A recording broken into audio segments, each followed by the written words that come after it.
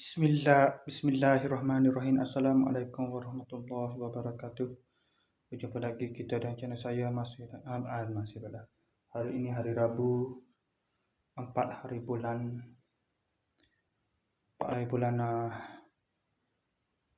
Januari Februari 2026 Masihi bersama dengan 16 Syakban 1447 Hijriah.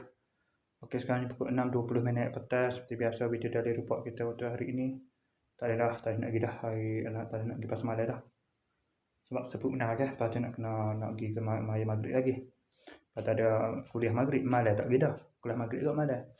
Okey, ni Rabu.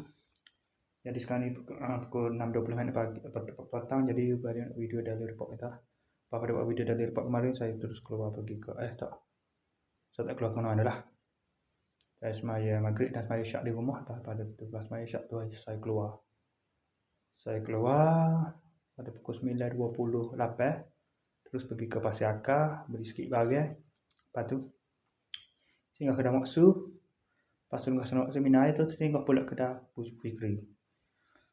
Lepas tu sampai pukul 11.50 tu baru saya balik ke rumah. Lepas tu tidur tu dah pukul malam tak tidur dah pukul 4 pagi. Bangun pada pukul 6.50 pagi, bangun mandi bangun tu sejuk kan. Tak mandi lah, pakai semai subuh. Makan subuh, lepas tu makan sarapan, sambung tidur balik pada pukul 9.40. Bangun pada pukul 12 pukul 1 10 petang hari.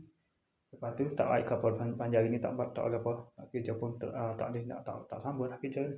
Sebab tak ikut guru kan, awak tak ikut ibadah air lagi ni. Asyik pun kau hujan pagi tadi, tak hari dah. Pakai tak kerja lagi ni.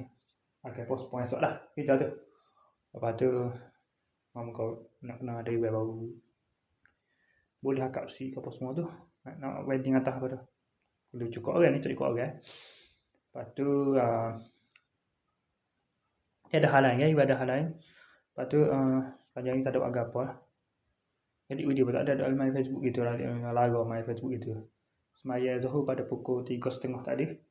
Semaya Asar dah pukul 9 tadi. Baru dah Semaya Asar.